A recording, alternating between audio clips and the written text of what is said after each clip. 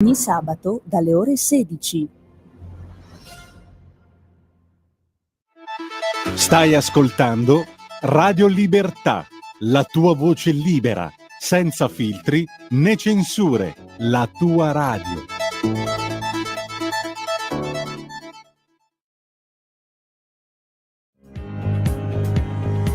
Va ora in onda la rassegna stampa.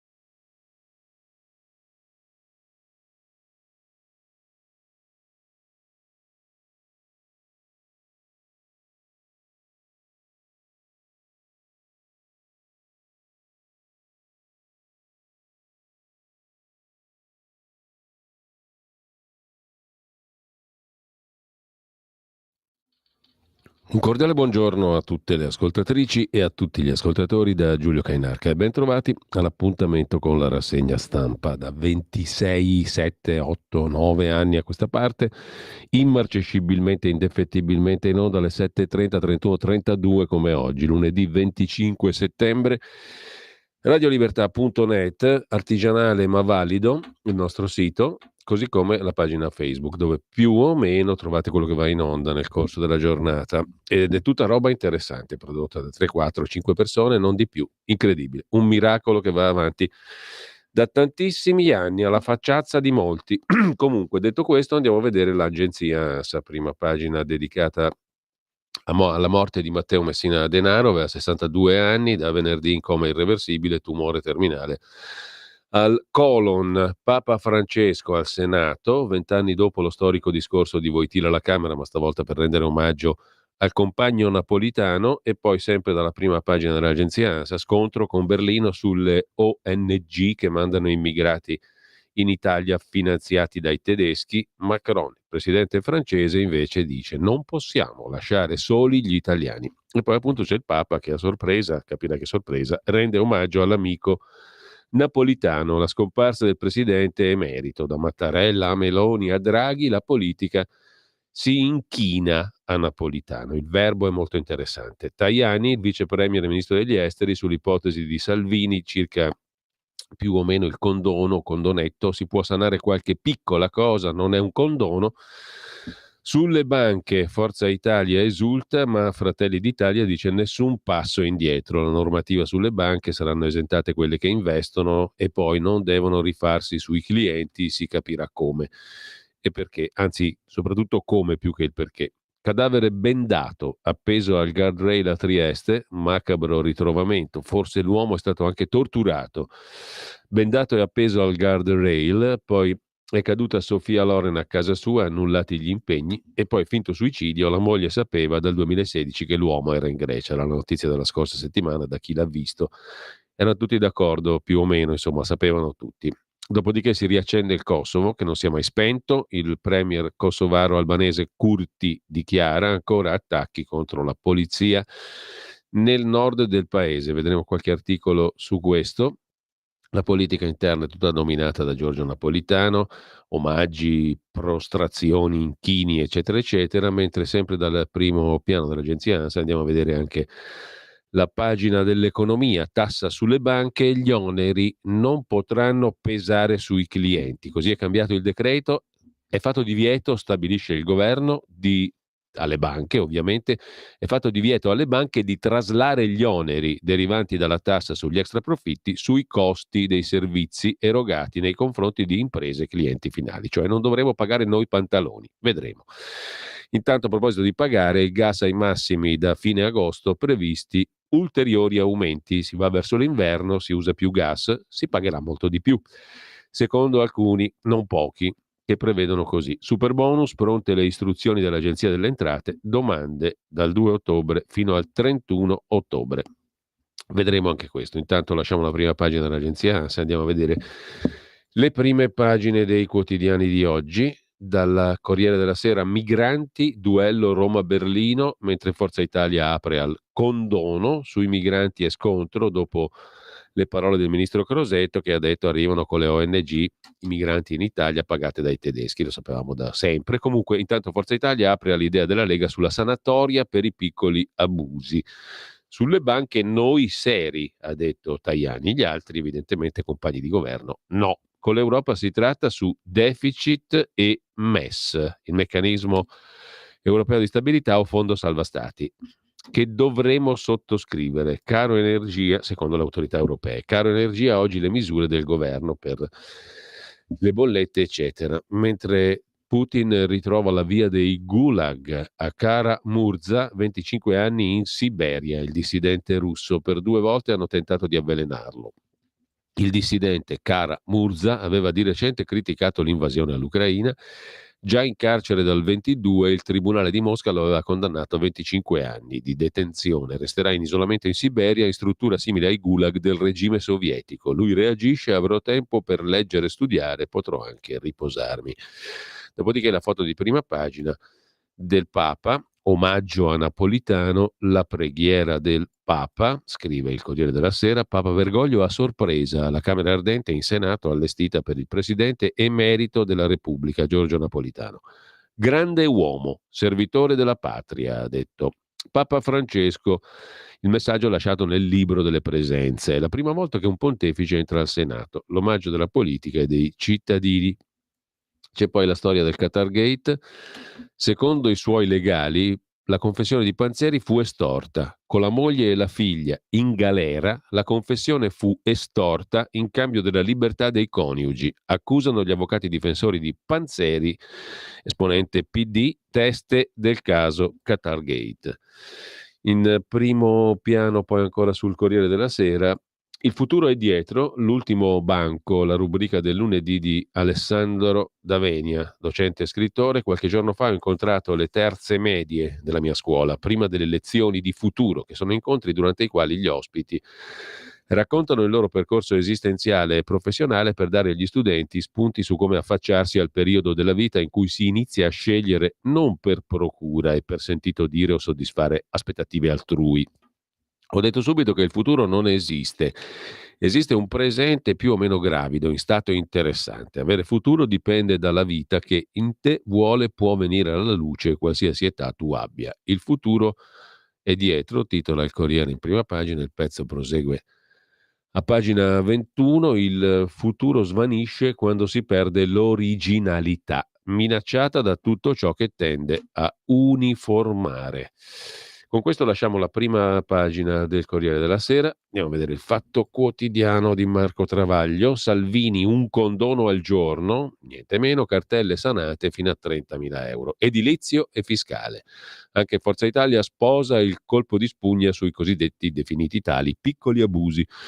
La Lega incarica l'imputato Siri di preparare l'ennesimo regalo agli evasori. La scusa è la solita: fare cassa. Ma simili sanatorie criminogene non portano che pochi spiccioli e nuove illegalità. A proposito di criminogeno, gioco d'azzardo, gli spot si fanno ma senza dirlo. La pubblicità delle scommesse legate allo sport è vietata anche durante le gare, ma trucchi, pressioni e sentenze hanno ammorbidito la norma, l'applicazione della norma voluta a suo tempo dai 5 Stelle. La frase sopra la testata sulle nuove regole degli affitti brevi. Il disegno di legge Santanchè doveva diventare un decreto, ma ora Lega e Fratelli d'Italia lo retrocedono a disegno di legge. Povera ministra indagata e abbandonata. Dopodiché, tagli di spesa?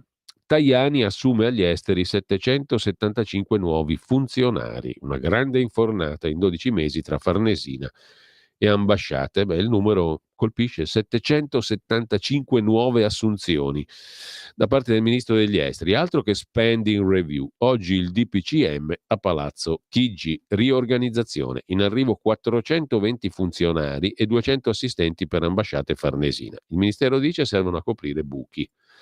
Quelli poi costano, perché al Ministero degli Esteri gli stipendi sono maxi. Sempre dalla prima pagina poi del Fatto Quotidiano, l'Occidente a Kiev, elezioni nel 2024 in Ucraina, ma Zelensky nicchia il pressing degli alleati e le difficoltà della guerra. Elezioni sotto guerra, no buon affare. Mentre Berlino contro Crosetto e a Ventimiglia 95 migranti su 100 passano oltre. Passano comunque in Francia il 25% dei migranti passa oltre, a Ventimiglia solo propaganda. Il racconto in realtà è di un responsabile Caritas. Il virgolettato è attribuito a un responsabile Caritas locale, il quale chissà se dice la verità, perché la verità non ce l'ha in mano nessuno tranne che Belpietro, il direttore dell'omonimo quotidiano. In Belgio scuole al rogo contro le elezioni LGBTQ+. L'inchiesta di Mediapart, pagina 14 e 15, con qualche fondamento secondo il settimanale Tempi.it, anzi il mensile, che vi ha dedicato un articolo sul perché ci si è arrabbiati da parte di non pochi in Belgio per le elezioni LGBTQ+. Il giornale apre la prima pagina di stamani con i soldi ai migranti ma non ai poliziotti. Il buco nero dell'accoglienza, fra vitto, alloggio e diaria, spendiamo 3 miliardi e mezzo. Intanto gli uomini che li aiutano, cioè le forze dell'ordine, aspettano il rinnovo del contratto da 2 anni. Macron alla fine segue Giorgia Meloni, fondi all'Africa. Dopodiché il Papa non fa neanche il segno della croce per non urtare i compagni di Napolitano. Camillo Langone commenta a pagina 3, lo vediamo dopo. Nicola Porro sugli affitti brevi, una misura contro il ceto medio, la lettura del disegno di legge sulle locazioni turistiche nelle intenzioni del Ministero del Turismo doveva essere un decreto, è una misura contro il ceto medio. No buona Santanchè, scrive Nicola Porro, sempre dalla prima pagina del giornale. Procreazione assistita, il cimitero negli ospedali, 40.000 embrioni abbandonati. Dopodiché abbiamo il commento del direttore Alessandro Sallusti. C'è anche il caffè che costa molto caro mi costa questo caffè, al bar stangata da 720 milioni. Tu capirai, il caffè lo prendono tutti, quindi le cifre sono alte se rincara. Tutti a discutere, scrive il direttore Sallusti, sull'ipotesi di chiedere agli immigrati una caparra per restare sul nostro territorio in attesa che la loro pratica venga esaminata. Come accadde durante la Covid, nell'emergenza immigrazione, l'attenzione dell'opinione pubblica si concentra solo su alcuni dei protagonisti della vicenda. Allora i malati, oggi gli immigrati, e sulle contromosse della politica. I servitori dello Stato, ieri gli infermieri, oggi i ragazzi delle forze dell'ordine e protezione civile, restano sullo sfondo, non fanno notizia, nonostante il peso gravi sulle loro spalle. Stretti tra l'incudine della doverosa solidarietà, il martello di garantire sicurezza e ordine, migliaia di poliziotti, carabinieri, finanzieri stanno compiendo il miracolo, garantire l'una e l'altra cosa. 30 anni fa il grande Giorgio Faletti scrisse uno dei suoi capolavori. Qui mi permetto di dissentire perché secondo me i libri di Faletti erano orrendi. Comunque, titolo Signor Tenente, libri e canzoni. A un certo punto dice: siamo qui con queste divise, tante volte ci vanno strette, bla bla bla. Insomma, i poliziotti maltrattati. 1 milione al mese nel 1994, lo stipendio dei poliziotti. Non è poi così lontano dagli attuali 1.400 euro, paga base degli agenti in divisa, ai quali non è permesso peraltro mettere in atto le forme di rivendicazione concesse a tutti gli altri lavoratori. Il loro contratto è scaduto da 2 anni, i fondi per salvare gli immigrati crescono di quasi 1 miliardo all'anno, di ritoccare gli stipendi dei poliziotti non se ne parla. Il ministro dell'Interno Piantedosi è sensibile al tema, le sue difficoltà a farsi ascoltare dal ministro dell'Economia le conosco, il ministro dell'Economia Giorgetti ha le prese con enormi ristrettezze di bilancio, tutto vero, ma che Stato è quello che lascia i suoi ragazzi in prima linea senza rinnovo di contratto da 2 anni, perché c'è sempre qualcosa che viene prima di loro? Oggi la collettività, conclude Sallusti, spende più o meno gli stessi soldi per un immigrato clandestino, per un poliziotto. Allora capite bene che nel paese c'è qualcosa che non funziona. Lo aveva capito anche Faletti, che è il nume tutelare dell'articolo di oggi, che scrisse così l'ultima strofa di quella canzone. Per cui se pensa che c'ho 20 anni, credo che proprio non mi dà torto. Se riesce a mettersi nei miei panni, magari non mi farà rapporto. E glielo dico sinceramente, minchia signor Tenente. Siamo a posto. Siamo ridotti al Faletti, diciamo così. Il Giorno, La Nazione, il Resto del Carlino apre la sua prima pagina con l'edilizia e le mini irregolarità da sanare. Il condono rilanciato da Salvini piace anche a Forza Italia. L'ipotesi: tolleranze costruttive, colpo di spugna su difformità minori ed errori. Per la manovra Roma si rivolge all'Unione Europea, più tolleranza sul debito, e la richiesta intervista al ministro Zangrillo, che tuttavia esiste ed è anche ministro della pubblica amministrazione. Burocrazia, tagliamo 600 adempimenti in 2 anni. Facciamo un bel falò come quello mitico dell'allora ministro Calderoli, che bruciò un sacco di leggi inutili. Mentre questa è bella: si indaga a Brescia, morde l'alunno, allontanato un professore delle medie, il quale dice: no, sono scivolato, sono caduto e per sbaglio, cadendo, ho morso l'alunno.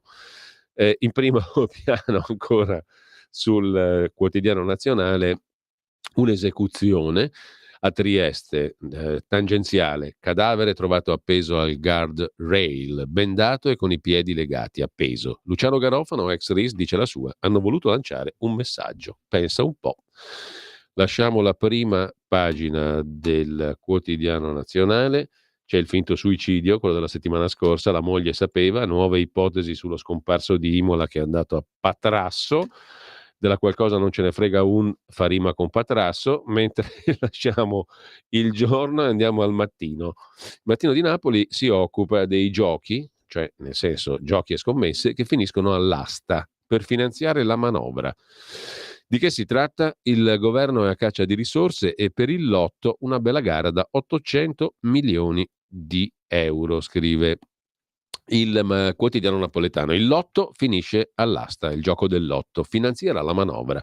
Si va verso una gara da 800 milioni per la concessione che scade nel 25. In arrivo anche maxi sanatoria per i punti ricarica delle scommesse. Di spalla l'addio del Papa Napolitano, un presidente di Napoli, sottolinea il quotidiano giusto appunto napoletano, di Napolitano e di Napoli, gioco di parole. Orrore nel carcere ad Avellino, cava un occhio a un detenuto, rissa con un agente, follia di un altro recluso marocchino. Gli è stato cavato un occhio al detenuto italiano che aveva difeso un poliziotto della penitenziaria aggredito in infermeria da un altro recluso marocchino.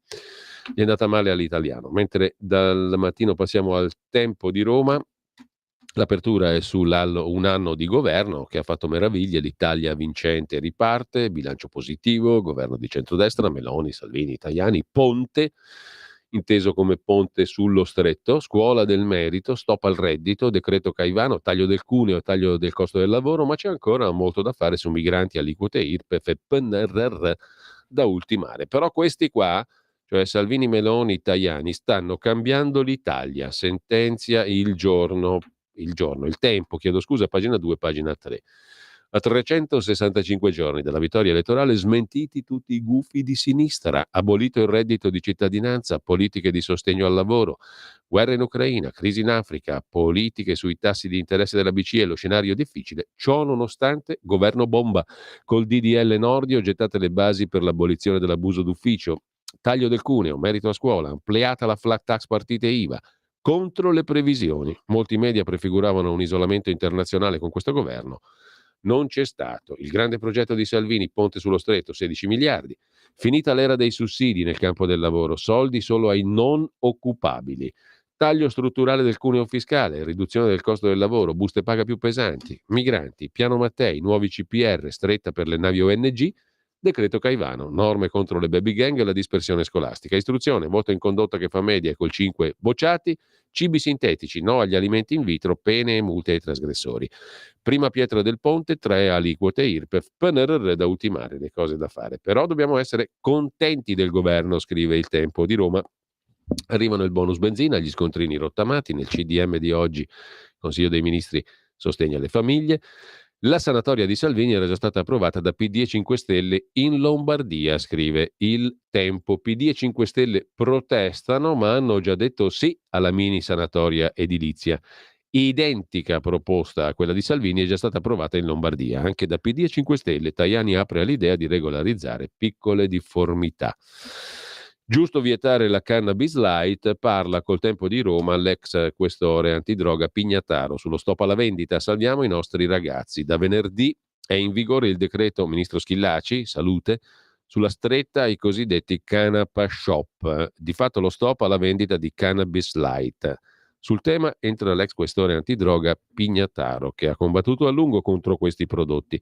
La sostanza è comunque pericolosa, soprattutto per i ragazzi, ma con l'arrivo di Mantovano l'indifferenza della politica è finita. Sull'emergenza immigrazione Macron ci tende la mano e il premier Meloni ringrazia. Repubblica apre con la stretta sui baby migranti, il fronte dei porti. Dopo l'ammissione della Premier sul flop dei piani antisbarchi, norme più severe sui presunti minori non accompagnati. Sui soldi alle ONG, scontro con Berlino. Macron apre a Meloni, risposta europea, non possiamo lasciare soli gli italiani, ha detto il presidente francese. Poi il condono, gelo di Fratelli d'Italia, non lo faremo in manovra.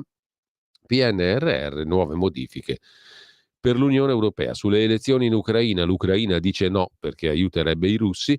Proposito di gioco e libertà, ma Macao teme il pugno di Xi Jinping.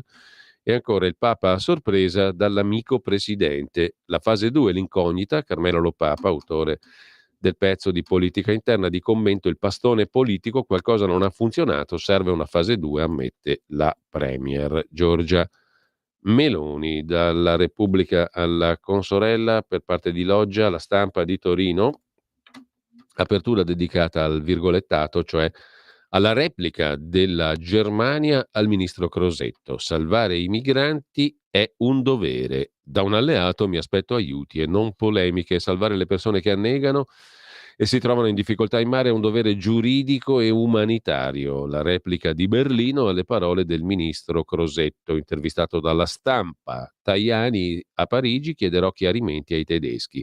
Non lasciamo solo l'Italia, dice Macron, mentre sempre dalla prima pagina della Stampa, ospedali di comunità, l'inchiesta di Martina Mazzeo e Paolo Russo sulla sanità, la promessa tradita, investiti 7 miliardi per le nuove case e ospedali di comunità, ma mancano i medici. Le case comunità pensate per alleggerire il pronto soccorso non decollano, mancano medici e specialisti, gli infermieri sono in fuga dalle università e 3 milioni e mezzo di persone attendono cure per i disturbi alimentari.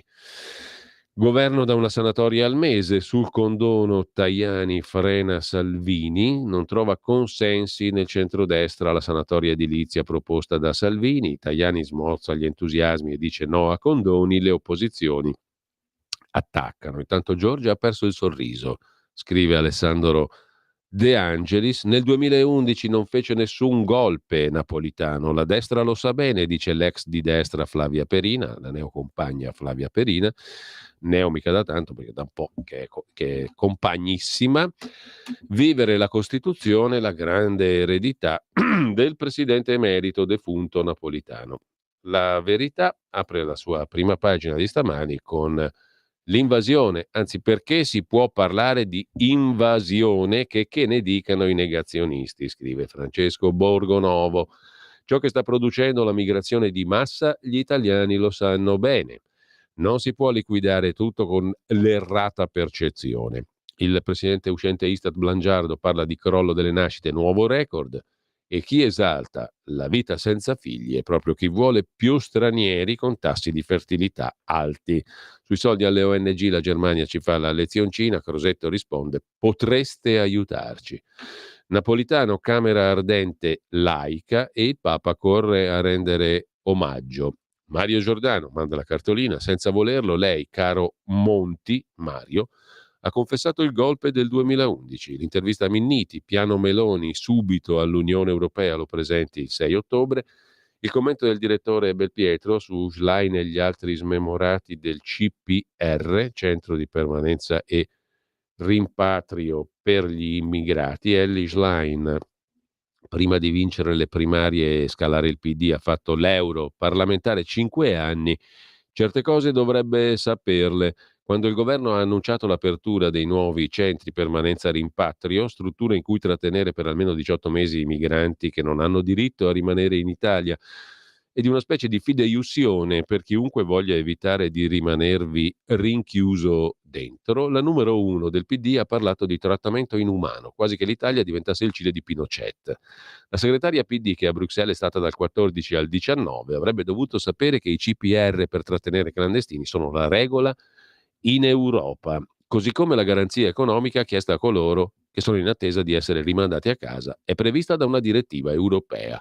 Niente di inumano, scrive il direttore Belpietro. E sempre dalla prima pagina della Verità, intervista a Maurizio Molinari, poi sarà con noi alle 9. Il rimpasto non sarebbe una tragedia, dice il capogruppo della Lega alla Camera e il segretario della Lega in Piemonte. Ci opponiamo alle follie dell'Unione Europea per difendere le classi deboli. Gli accordi con Tunisi per fermare gli sbarchi sono stati boicottati dalla sinistra, però per aiutare la Germania diamo i miliardi a Erdogan. Il centrodestra europeo deve trovare una sintesi, escludere i socialisti. Rimpasto non è un'esigenza, ma non sarebbe una tragedia, dice Riccardo Molinari, intervistato da Fabio Dragoni sulla Verità. Il commento di Carlo Cambi: sanare è sempre un po' meglio che tassare, con la fotografia di Salvini in prima pagina. Il mio condono: è meglio sanare che tassare. Il leader leghista chiede un salvacondotto sulle irregolarità edilizie. Tajani d'accordo con Salvini, vale solo per le piccole cose. Mercoledì le proposte di Forza Italia. Se Enrico Letta fa nel 2013 uno sconticino da oltre 2 miliardi sulla multa a chi gestisce le slot machine, ad alta probabilità di indurre ludopatia, va tutto bene, anzi sono 300 milioni recuperati virtuosamente. Se Giuseppe Conte, mentre si sbriciola a Ischia, firma nel 2018 un decreto per sanare abusi edilizi e ritirare su le case dell'isola, è una saggia proposta. Se invece Matteo Salvini, come già successo con le cartelle esattoriali che costano più a tenerle censite di quanto si guadagna a riscuoterle, dice una cosa di buon senso, cioè che vuole sanare i minimi abusi edilizi, apriti cielo, scrive Carlo Cambi, è meglio sanare che tassare. Con questo lasciamo la prima pagina della Verità, anzi no, ora l'Occidente avvisa Zelensky, non vinci, si sta già negoziando. E sempre dal primo piano della Verità di oggi, l'intervista ad Anna Bono, che voi ben conoscete, l'abbiamo sentita diverse volte qui a Radio Libertà, la professoressa Bono, esperta d'Africa, ricercatrice in storia e istituzioni dell'Africa. Chi sbarca in Europa arriva dagli stati africani più ricchi. Parte chi dispone di migliaia di dollari per pagarsi il viaggio. A sfruttare il continente non è l'Occidente, ma le elite locali, dice la professoressa Bono, intervistata sempre da Fabio Dragoni, sempre per La Verità in prima pagina. Lasciamo con ciò La Verità e andiamo a vedere adesso la prima pagina di Libero. Libero apre con un titolo un po' criptico: rosicano ancora, che diventa chiaro, un anno di governo Meloni.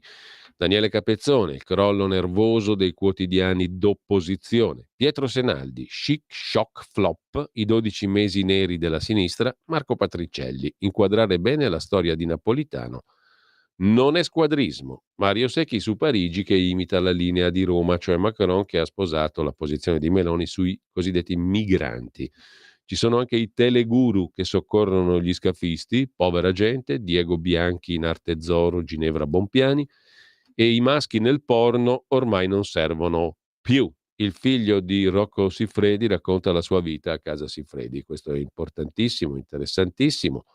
Timido, riservato, classe 96, Lorenzo Ottano si è lasciato andare a una lunga chiacchierata con Oara Borselli.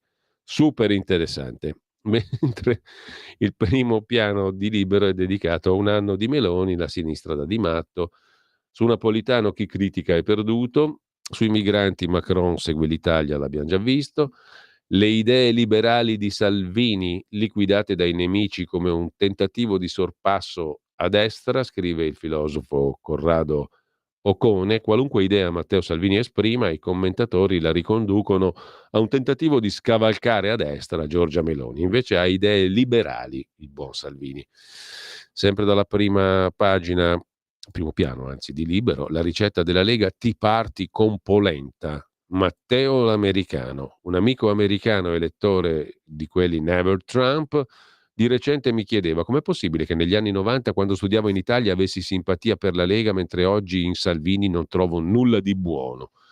Ho provato a rispondere che il Carroccio, che passa per un movimento autonomista, cugino di tanti altri in Europa, dalla Catalogna ai Paesi Baschi, Fiandre e Corsica, in verità con questa gente ha poco da spartire. A me ricorda più il Tea Party che c'era da voi in America. Battaglia contro la tassazione eccessiva dei ceti produttivi, le spese abnormi del governo centrale, contro la corruzione delle capitali, Washington ladrone, eccetera. Così Giovanni Longoni in pagina di commento su Libero. Un nuovo modo per sostenere la tua radio. Visita radiolibertà.net. Ti basta un click e potrai versare il tuo contributo volontario direttamente online. Potrai donare con ogni tipo di carta di credito, anche prepagata. Ti aspettiamo online Su radiolibertà.net. Sostieni la tua radio con il tuo contributo volontario. Radio Libertà. La tua radio. Diamo voce alla nostra gente. Tutte le domeniche, dalle 8 alle 10, la rassegna stampa del giorno e alcuni dei fatti principali della settimana che si è appena conclusa, con ospiti e telefonate in diretta. La domenica mattina non perdere contatto con la realtà su Radio Libertà, senza filtri né censure.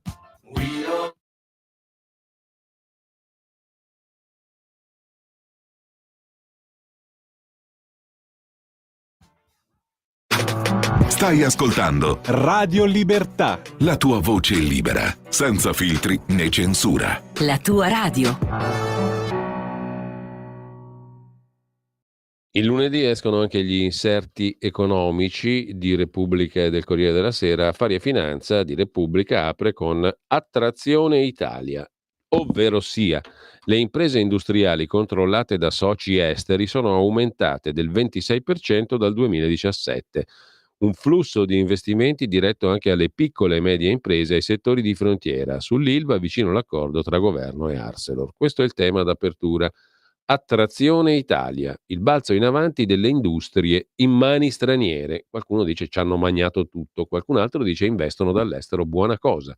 Due punti di vista. In 5 anni sono 1000 in più quelle controllate da soci esteri. Un flusso diretto anche alle piccole e medie imprese, soprattutto nei settori di frontiera, scrive Luca Piana. In primo piano il tema è indubbiamente interessante sull'inserto di Repubblica, Affari e Finanza, che si occupa anche del bonus Sud, che aiuta le imprese ma non aumenta la busta paga. La decontribuzione costa oltre 3 miliardi all'anno allo Stato, ma funziona? Ha tenuto in piedi molte aziende, ha dato una piccola spinta alle assunzioni, ma gli stipendi restano piatti. La decontribuzione al Sud, la domanda è: funziona? E se la pone Valentina Conte a pagina 8 di Affari e Finanza, cioè dell'inserto economico e finanziario della Repubblica. Pagina 10 invece c'è un altro interessante articolo sull'economia americana. Il ritorno degli scioperi negli Stati Uniti può segnare il duello Biden-Trump. Mai così tante proteste da 20 anni a questa parte.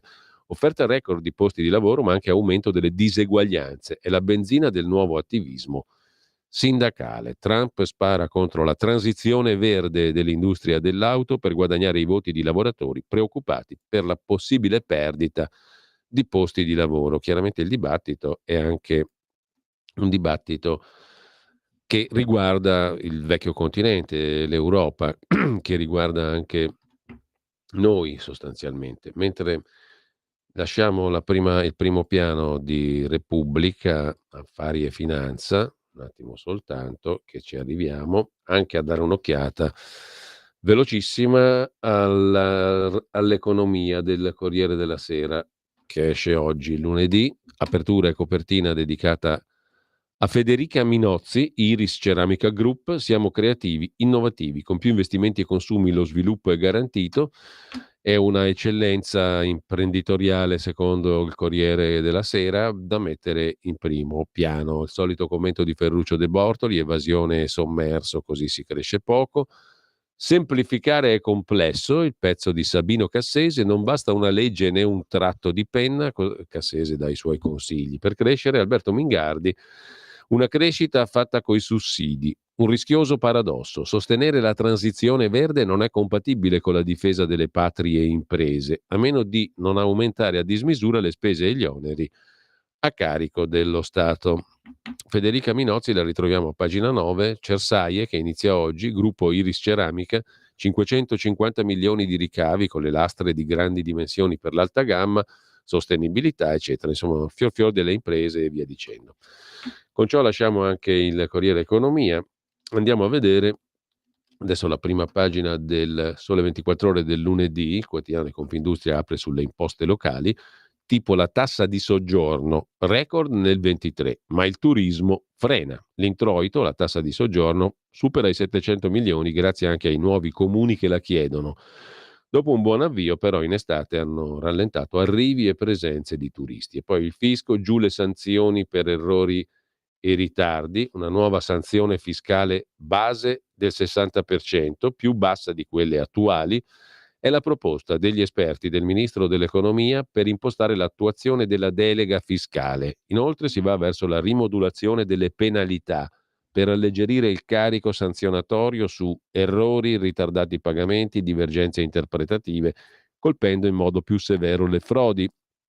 L'esatta misura delle nuove multe dipenderà dalle decisioni politiche che saranno prese dopo che la Ragioneria Generale avrà misurato la perdita di gettito e quindi le coperture finanziarie. Tra gli altri temi affrontati nella bozza dei tecnici c'è la revisione di una serie di istituti che oggi moltiplicano le sanzioni, insomma sulla riforma fiscale e la delega fiscale il focus del 24 ore è dedicato in particolare alle sanzioni per errori e ritardi che andranno diminuite. Sulla ventilazione anti-Covid nelle scuole italiane invece pochi progressi. Con la ripresa dei contagi si guarda alla ventilazione meccanica per migliorare l'aria nelle aule scolastiche, mancano i fondi, si confida nella finanziaria. Partono le lezioni nelle università con 5.400 posti letto in più negli studentati rispetto ai 40.000 di un anno fa, cofinanziati coi fondi PNRR. Italia Oggi 7 di Marino Longoni si occupa delle agevolazioni per assumere risparmiando. Il ventaglio delle assunzioni agevolate è sempre più variegato, incentivi specifici sono previsti per arruolare manodopera giovane under 36, in rosa donne over 50 svantaggiate, uomini over 50, disabili, disoccupati o senza lavoro. In genere si tratta, come forma di agevolazione alle assunzioni di queste categorie, di riduzione dell'aliquota contributiva sui nuovi assunti da parte del datore di lavoro o dal lavoratore.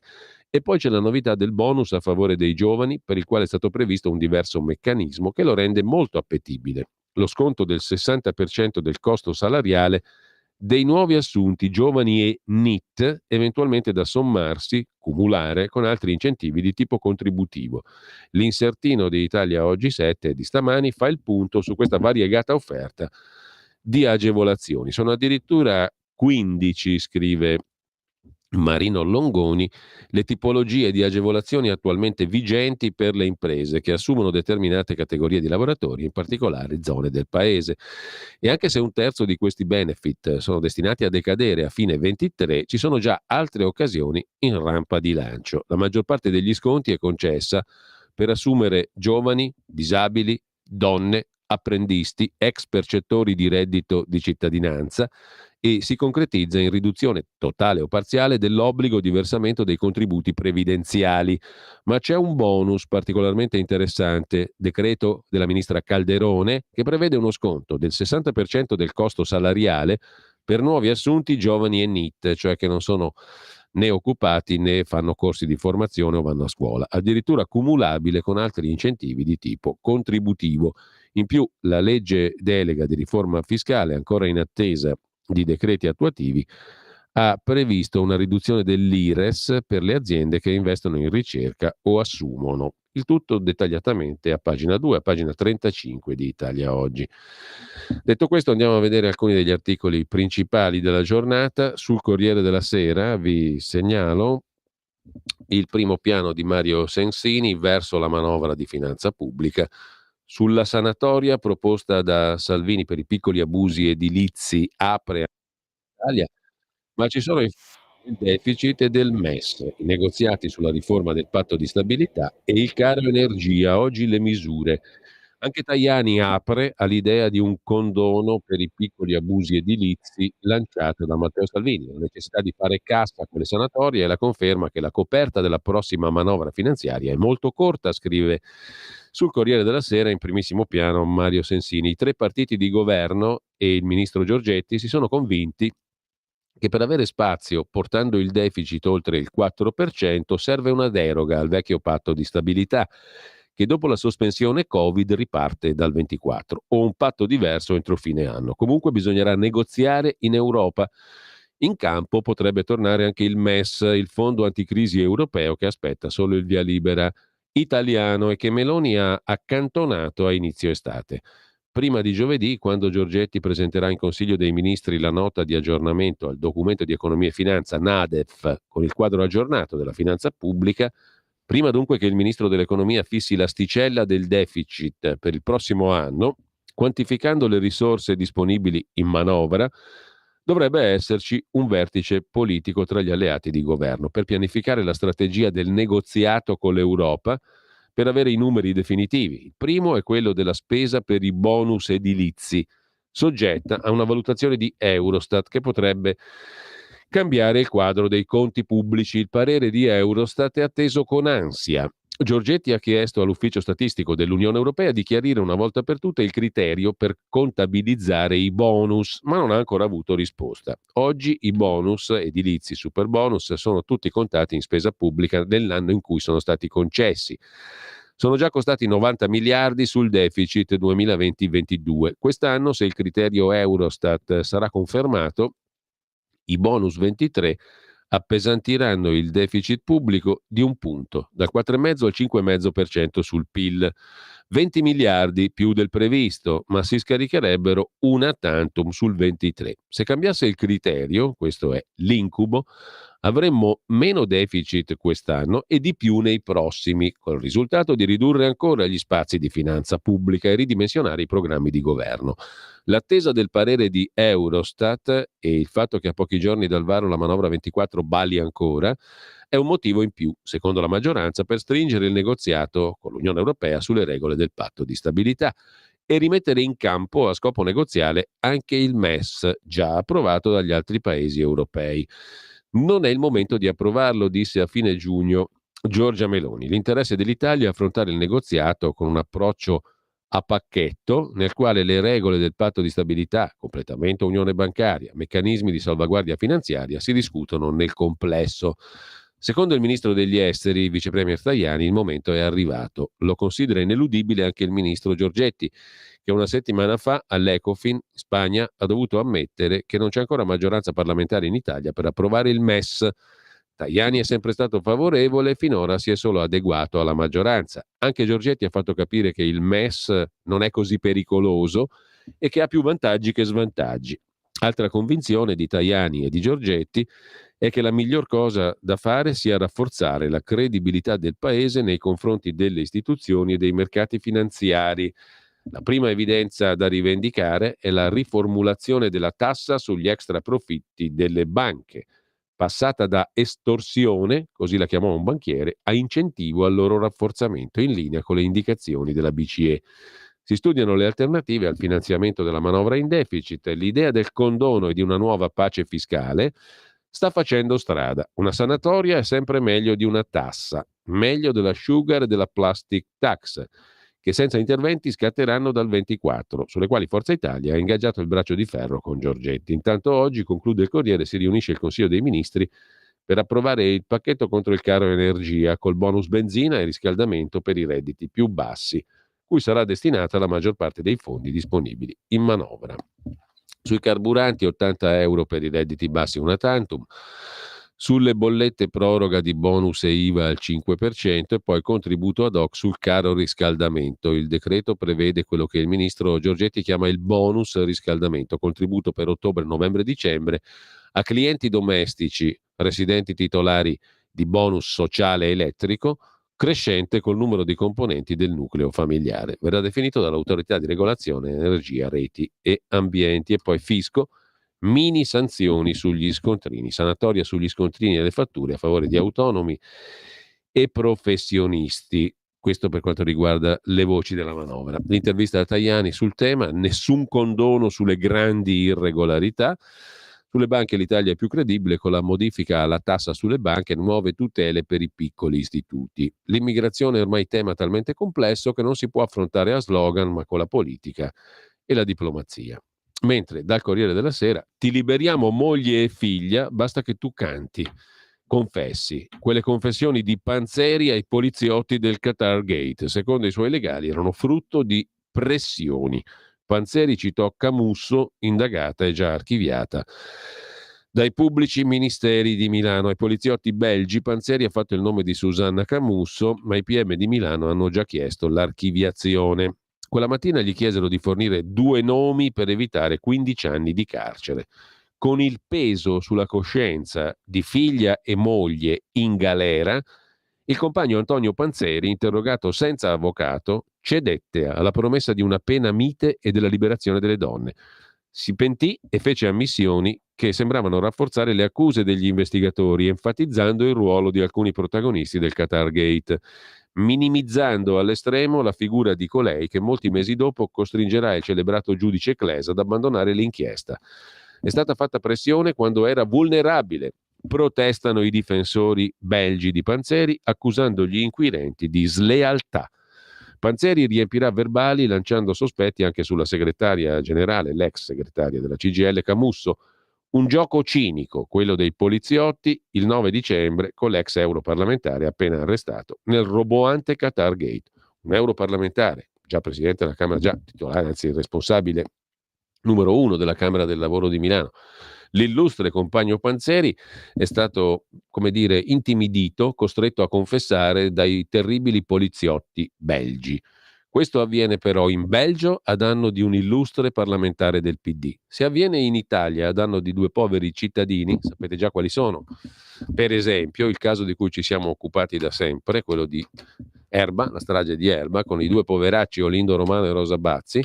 Se avviene a danno di 2 poveracci, tutto si può fare, nessuno protesta, nessuno si documenta, legge e ascolta le opinioni degli avvocati difensori, come in questo caso, giustissimo peraltro, è giusto ascoltare le opinioni degli avvocati difensori quando non sono opinioni, ma richiamano a fatti, quindi devono dimostrarlo che è andata così.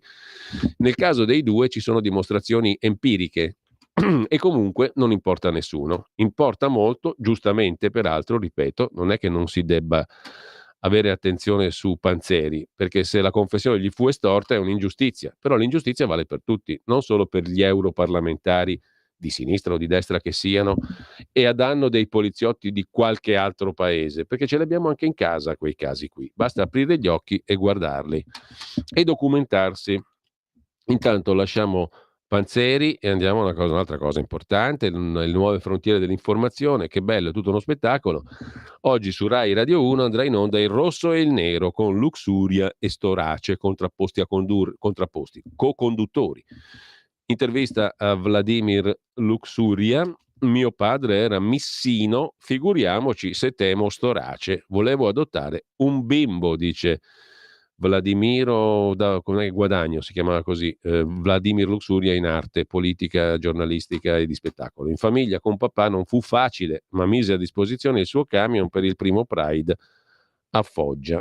Così Luxuria insieme a Storace. Una roba utile invece sul Corriere della Sera, finalmente a pagina 27, una guida per capire il colesterolo, che non è un problemuccio.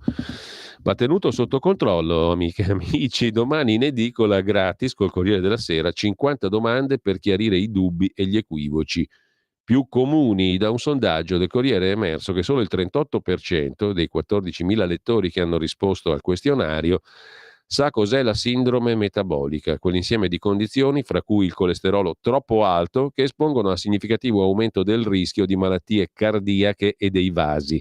Si tratta di un dato importante perché i fattori di rischio non si sommino tra loro, ma si moltiplicano. Una guida gratis da domani in edicola col Corriere della Sera per capire il colesterolo. Roba utile, senza alcun dubbio. Nella pagina di cultura invece un saggio del professor Paolo Giulierini, edito da Rizzoli, L'Italia prima di Roma, sulle tracce degli antichi popoli italici. Questo per dire che fummo prima di tutto italici e poi siamo diventati italiani. un percorso di Paolo Giuglierini sugli antichi popoli che abitarono la nostra penisola, Celti, Etruschi, Siculi, attraverso la lingua e i reperti, la loro eredità è ancora qui. Rimanendo al Corriere, giusto per dare un'occhiata anche alla pagina milanese lombarda, una idea interessante: opere d'arte in parchi e giardini con il legno degli alberi crollati, il bando del Comune di Milano dopo il nubifragio, per riciclare con artigiani e imprese. Un'occasione per riflettere sul presente. Il 25 luglio su Milano ci fu il ciclonaccio, questo provocò il crollo di 5.426 alberi.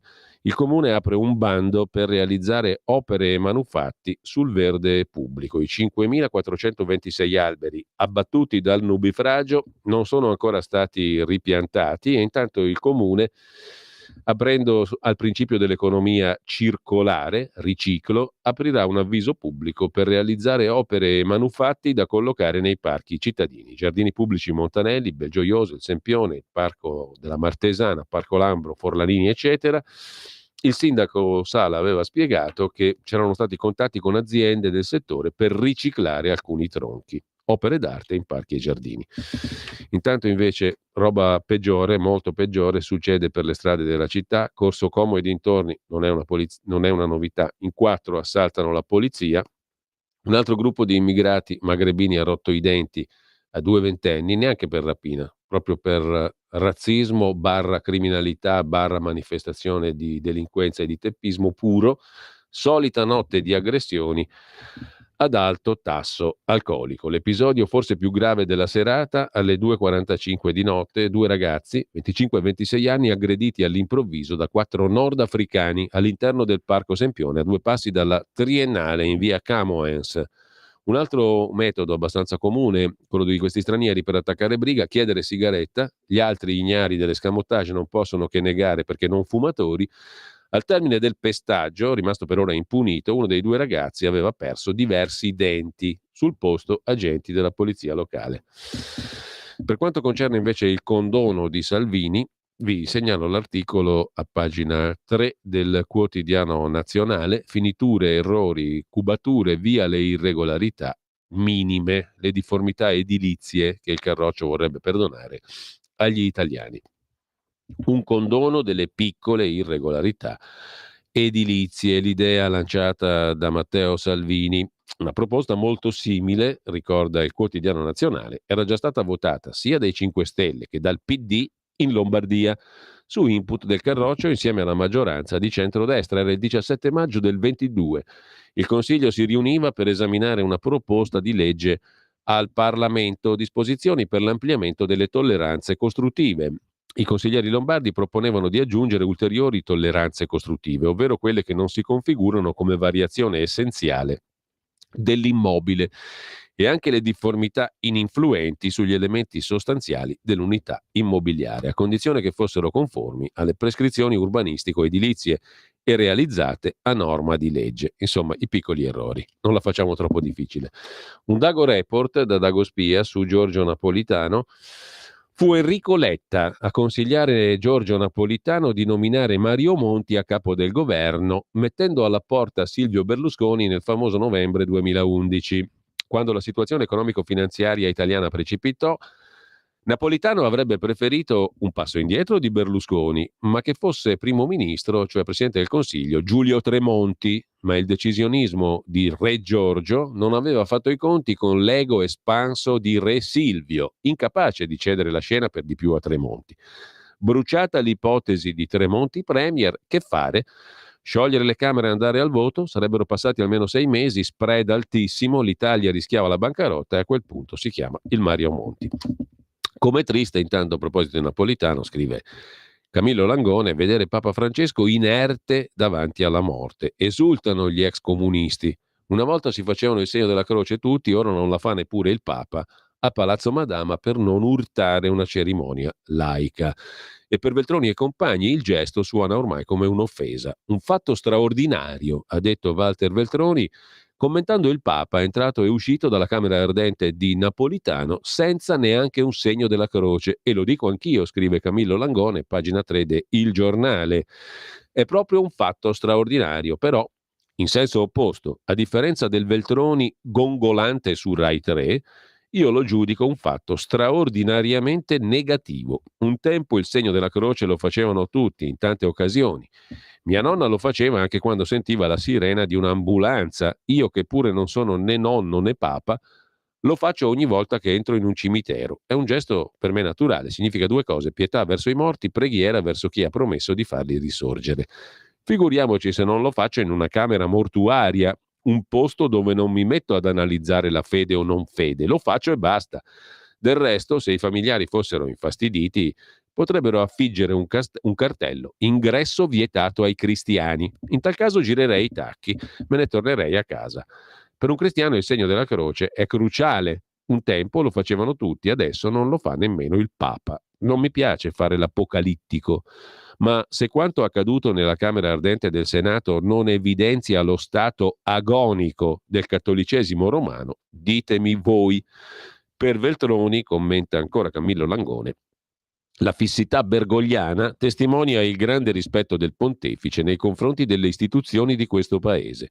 L'ex capo del PD sembra confondere il segno della croce con la pernacchia, ma se davvero i segni cristiani sono considerati come insulti, perché non andare oltre?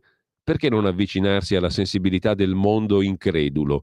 Nel corso della loro storia i gesuiti lo hanno fatto tante volte. Andarono in Cina per evangelizzare, a forza di avvicinamenti finirono cinesizzati. Andarono verso il comunismo per cristianizzarlo, a forza di avvicinamenti finirono comunistizzati. Il Papa gesuita, che ha fatto 30, potrebbe far 31 al prossimo funerale. Presentarsi in clergyman senza quell'assurdo anacronistico abito bianco e senza quell'impressionante croce sul petto, indelicata verso atei, buddisti, maomettani, zoroastriani, scrive Langone. A proposito di Napolitano, vi segnalo invece sulla nuova bussola quotidiana, la nuova bq.it, uno dei pochi commenti fuori linea, perché è un santuomo, è una meraviglia, è stato fantastico, un grandissimo politico, eccezionale, via dicendo. È morto un santo praticamente, giusto appunto, santificato anche dal Papa. Stefano Fontana invece sulla nuova bussola quotidiana ricorda Napolitano così: crudo pragmatismo, secolarizzazione, l'esaltazione dell'invasione sovietica dell'Ungheria, la morte voluta di Eluana Englaro, il sostegno al bombardamento della Libia, l'affare Berlusconi-Monti. L'ex presidente della Repubblica è un uomo che è sempre stato in sintonia con i poteri forti, scrive sulla nuova bq.it Stefano Fontana. A proposito di presidenti, un flash su Dagospia. Biden è andato, i repubblicani chiederanno un attestato medico sulla demenza senile del presidente americano. Stanno aspettando di vedere come vanno le loro primarie e i processi a Trump. A proposito invece di Germania che paga le ONG per portare gli immigrati in Italia, l'articolo di Federico Punzi, direttore di Atlantico Quotidiano, su nicolaporro.it. Segreti di Pulcinella. Berlino paga le organizzazioni non governative e l'Italia ha sospeso Dublino. Soldi tedeschi per traghettare migranti illegali in Italia. Operazione Verità, il governo Meloni renda note le informazioni di cui è in possesso sui finanziamenti alle ONG, scrive Punzi.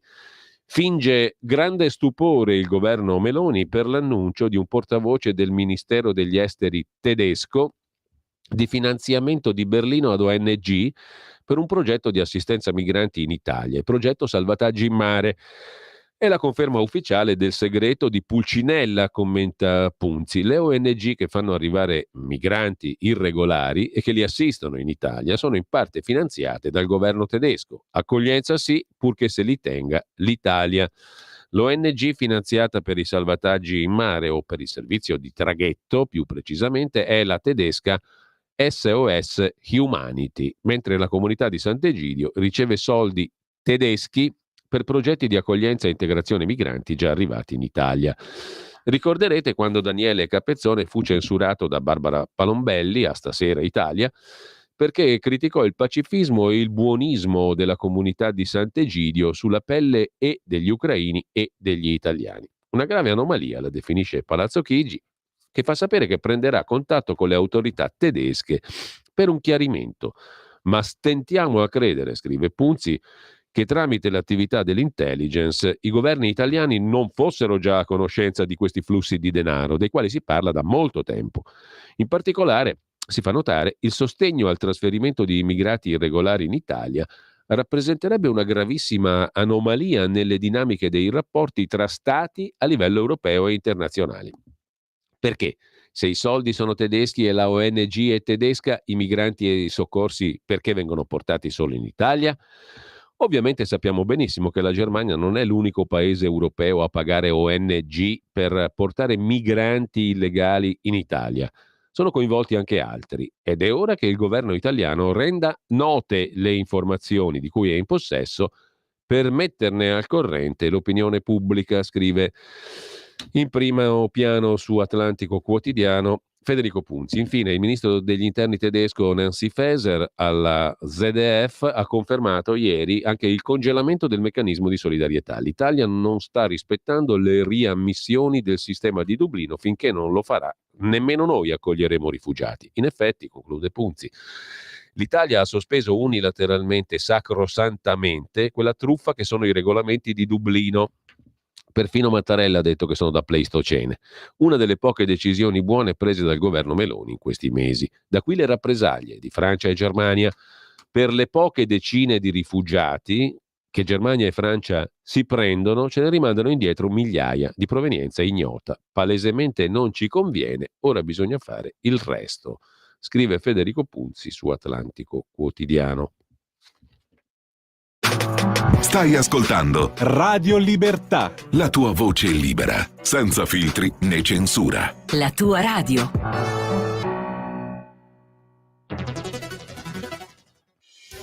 Quotidiano di Sicilia, il quotidiano d'Italia, l'informazione che ribalta i luoghi comuni, una vera visione dei fatti, l'Italia vista da sud. Ogni siciliano che vive in Italia e nel mondo è una risorsa, è protagonista della crescita della nostra nazione. Dai forza alla crescita della nostra isola, abbonandoti al QDS digitale più archivio a soli 99 euro annui. Quotidiano di Sicilia, il quotidiano d'Italia, una scelta di valore.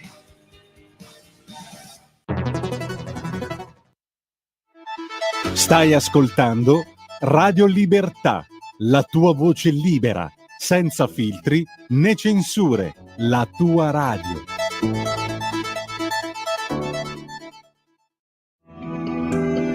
Il meteo.it presenta le previsioni del giorno. Ciclone equinoziale al sud, mentre un grosso anticiclone avanza sul resto del paese, proteggendo soprattutto le regioni settentrionali e quelle centrali tirreniche. Nella prima parte della giornata avremo diversi disturbi sulle coste centrali adriatiche e sulle regioni meridionali, aree dove saranno frequenti le precipitazioni. Fenomeni particolarmente forti potranno interessare la Sicilia, prevalenza di sole altrove. Nel pomeriggio le precipitazioni insisteranno sui medesimi settori, mentre il sole dominerà la scena soprattutto al nord sulla Toscana, dove ci sarà anche un aumento termico. Per ora è tutto da ilmeteo.it, dove il fa la differenza anche nella nostra app. Una buona giornata da Andrea Garbinato. Avete ascoltato le previsioni del giorno.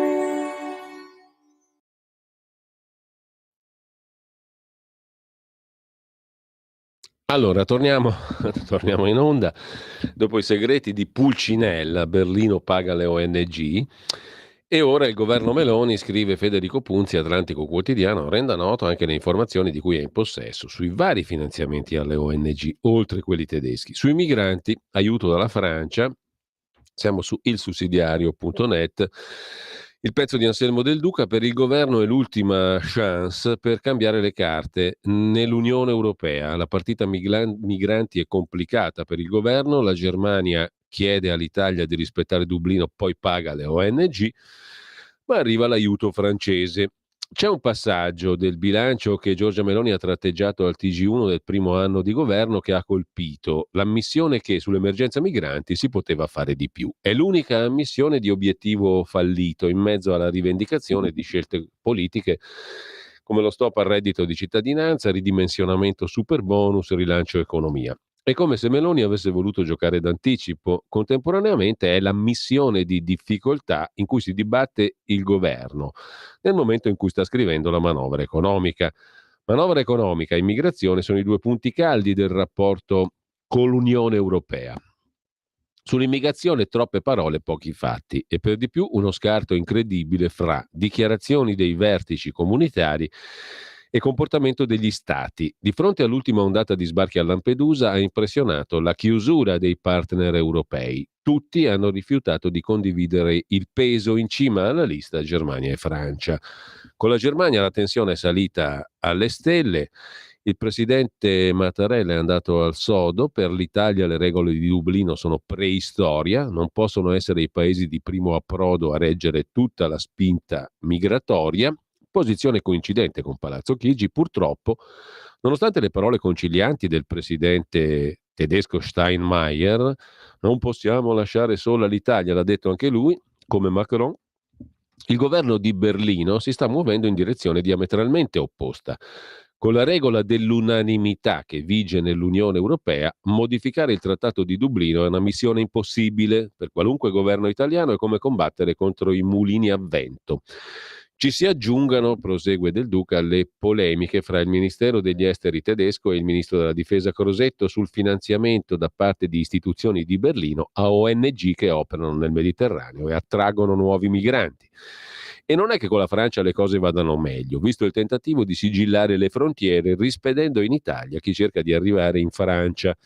Un esile filo di speranza, Macron che ha ripetuto l'ormai trita e ritrita frase «non possiamo lasciare l'Italia da sola», accompagnandola però con la proposta di collaborare ad aumentare gli aiuti ai paesi di partenza e di transito, subordinando il sostegno europeo a una politica di contrasto delle reti criminali di trafficanti di esseri umani. Un discorso in diretta TV, quello di Macron, sembra segnare un cambio di passo, ma tutto da verificare. Se Dublino non si può cambiare, l'unica strada, piano europeo per l'Africa. Si chiami piano Mattei o altro, ma la burocrazia di Bruxelles deve tenere il passo degli impegni. I primi finanziamenti alla Tunisia sono stati sbloccati solo venerdì scorso e per meno della metà della cifra promessa alla Tunisia. Per Meloni, conclude il sussidiario.net, la partita migranti è la più delicata. La Lega scalpita e spinge per una linea più dura. Senza risultati la Premier avrà grattacapi. A proposito invece di un'altra questione, l'Armenia e l'Artsakh, l'Unione Europea doveva aiutare gli armeni e ora sanzioniamo il regime azero di Aliyev. Un cinico potrebbe pensare, lo scrive Leone Grotti su Tempi.it intervistando l'europarlamentare conservatore tedesco Lars Patrick Berg, un cinico potrebbe pensare che la Presidente von der Leyen abbia ritenuto i rifornimenti di gas più importanti della vita degli armeni. Aliyev, il presidente azero, non è mai stato affidabile. Servono sanzioni. L'Unione Europea deve sanzionare l'Azerbaigian. Dice Lars Patrick Berg, membro della Commissione Affari Esteri del Parlamento Europeo. Sulla questione dell'Armenia, sempre su Tempi.it, molto attivo e molto presente su questo tema, come ben sapete, il destino dell'Artsakh, cioè dell'enclave armena dentro i confini dell'Azerbaigian, era segnato da più di un anno. L'Armenia e gli armeni del Nagorno-Karabakh, in lingua armena Artsakh, sono ostacoli geografici, politici, religiosi sulla strada dell'unità turca. Azerbaigian e Turchia sono consimili, alleati, parlano la stessa lingua e vanno eliminati. Un disegno criminale che la Russia non ha più la forza di contrastare e da cui gli Stati Uniti cercheranno di trarre vantaggi. Scrive sempre Tempi. Intanto c'è un'altra frontiera perennemente sanguinante dal 99, dalla lungimirantissima guerra contro la Serbia, il Kosovo che non trova pace. Oggi sul giornale, pagina 14, c'è un piccolo articolo. 7 agenti uccisi e poi l'assedio al monastero serbo ortodosso. Nel nord del Kosovo torna alta la tensione dopo l'uccisione di un poliziotto vittima di uno scontro a fuoco con uomini armati appoggiati da mezzi blindati. Un'esplosione di tensione che annulla tutti gli sforzi negoziali, l'ultimo dei quali è stato l'ennesimo fallimento nel faccia a faccia di 10 giorni fra il presidente serbo Vučić e quello kosovaro Kurti. Nella violenta sparatoria avvenuta nel villaggio di Baniška, non lontano da Lepočavić, uno dei 4 maggiori comuni del nord, a maggioranza serba, altri 2 agenti kosovari sono rimasti feriti. La pattuglia era intervenuta dopo una segnalazione su un blocco stradale attuato da 2 camion. Su un ponte sparatorie e scontri a fuoco sono continuati per ore. 30 assalitori si sono diretti verso un vicino monastero serbo ortodosso, suscitando paura fra il personale religioso e un gruppo di fedeli serbi in visita al monastero.